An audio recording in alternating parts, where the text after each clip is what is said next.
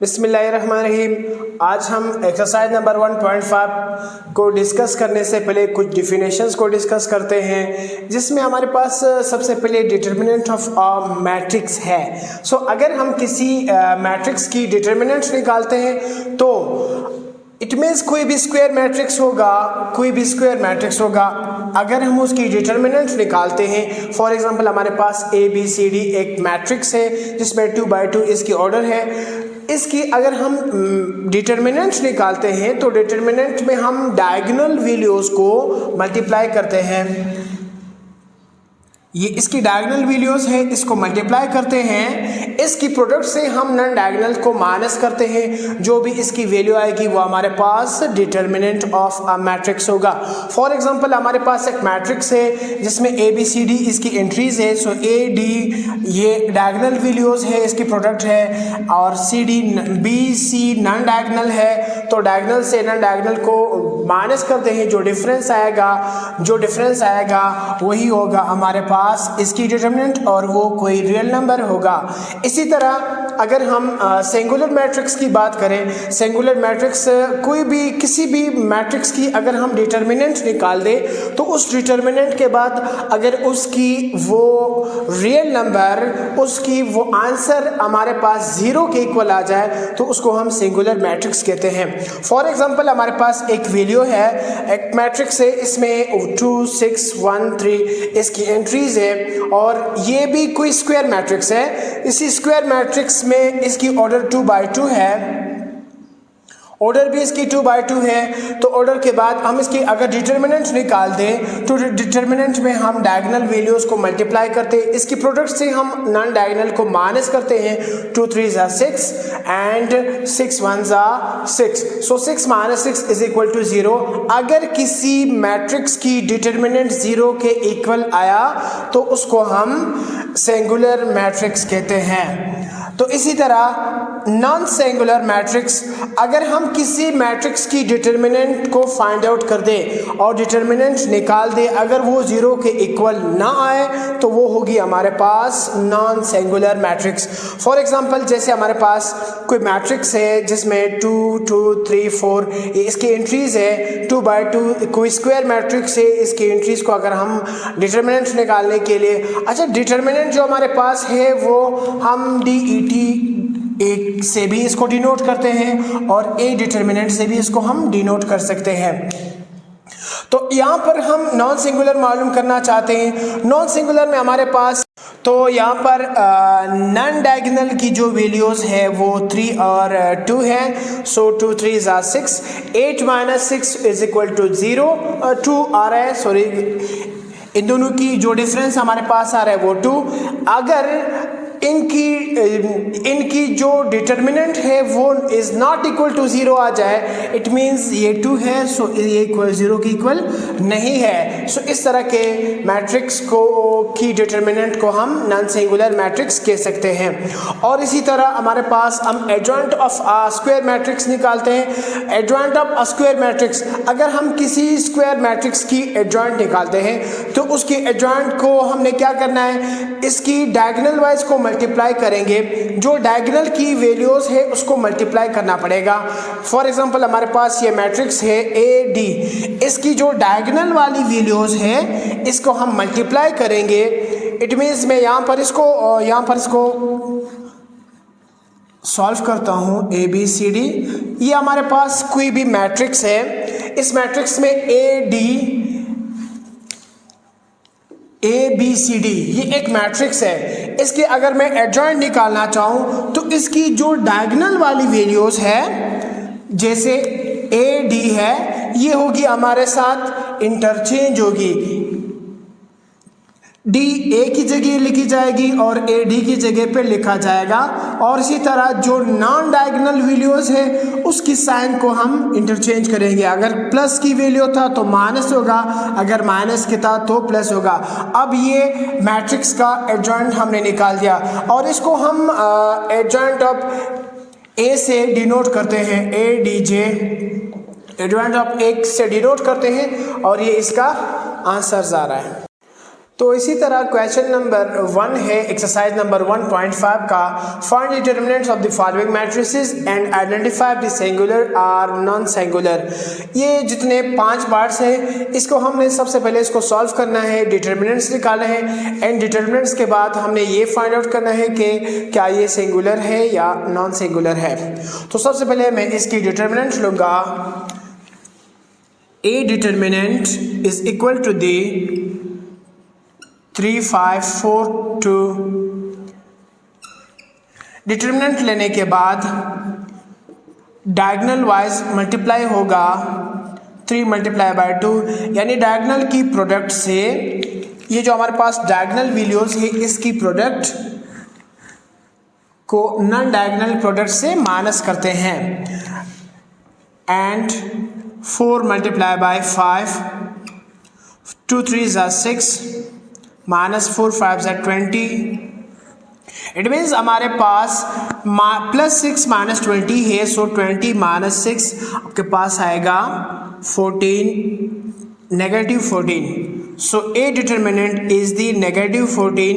-14 आ गया, it's not equal to 0।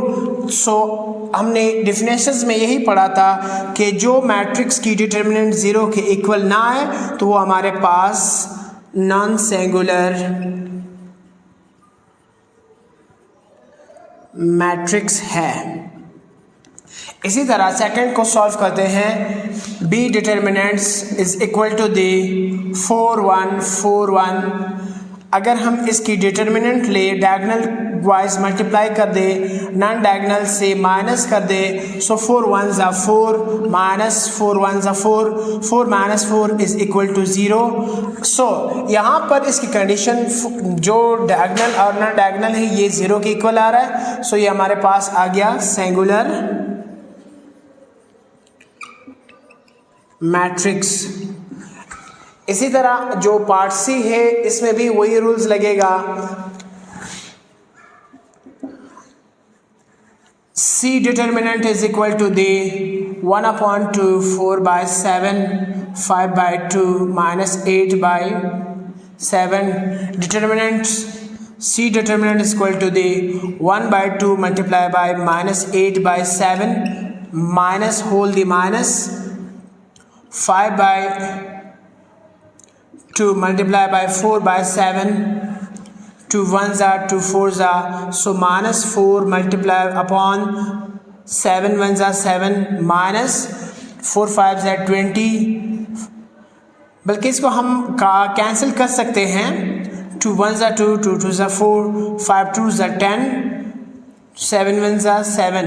Taking the LCM, इसका LCM 7 आएगा, so -4 and -10 is equal to the -14/7। इसी तरह हम इसको मज़ीद सॉल्व कर सकते हैं। 7 1s are 7, 7 2s are 14, so is equal to the -2। It means इसकी डिटर्मिनेंट -2 के इक्वल आया। जब -2 के इक्वल आया इट मीन्स ये 0 के इक्वल नहीं है। जो 0 के इक्वल नहीं होता वो नॉन सिंगुलर मैट्रिक्स होते हैं। Non singular matrix. Question number 2 में find the multiplicative inverse of each of the following matrices if possible, यानी कंडीशन दी गई है अगर इन मैट्रिसेस की मल्टीप्लिकेटिव इनवर्स फाइंड आउट करें, मालूम करें अगर ये पॉसिबल है। तो मल्टीप्लिकेटिव इनवर्स असल होते क्या है, अगर कोई भी दो मैट्रिक्स है, फॉर एग्जांपल मैट्रिक्स ए है और मैट्रिक्स बी है, इन दोनों को हम मल्टीप्लाई कर दें और ये दो कोई नॉन सिंगुलर मैट्रिक्स हो, नॉन सिंगुलर के साथ साथ ये इसकी सेम ऑर्डर भी हो, ऑर्डर भी सेम हो, तो ऑर्डर सेम होने के साथ साथ वैल्यूज भी सेम हो, तो फिर ये एक दूसरे के मल्टीप्लिकेटिव इनवर्स है। इट मीन्स ए बी तो बी ए के इक्वल होंगे और ये आइडेंटिटी मैट्रिक्स के इक्वल होते हैं। ये हमारे पास मल्टीप्लिकेटिव इनवर्स होते हैं। ये ऐसे भी होते हैं ए इंटू ए इनवर्स, यानी कोई भी मैट्रिक्स और उस मैट्रिक्स की मल्टीप्लिकेटिव इनवर्स यानी उसकी इनवर्स को अगर हम मल्टीप्लाई कर दें सो ये ए इंटू ए इनवर्स के इक्वल होंगे। ए इन्वर्स इंटू ए के इक्वल होंगे और ये दोनों आइडेंटिटी मैट्रिक्स या यूनिट मैट्रिक्स के इक्वल आएंगे। इट मीन्स ये वैल्यू इसकी ऑर्डर भी सेम होने चाहिए और वैल्यूज भी सेम होने चाहिए। तरह बी मल्टीप्लिकेटिव इन्वर्स ऑफ मैट्रिक्स भी मालूम करेंगे। सो हमारे साथ सबसे पहले हम इसकी डिटर्मिनेंट फाइंड आउट करेंगे। So B determinant is equal to the 3 2 -1 5। अगर हम डिटर्मिनेंट मालूम करेंगे तो डिटर्मिनेंट को पहले पढ़ चुके हैं कि हम डायगोनल्स को मल्टीप्लाई करके नॉन डायगोनल से माइनस करते हैं। सो हमारे पास डायगोनल आ रहा है 3 × 5, नॉन डायगोनल आ रहा है -2 × -1।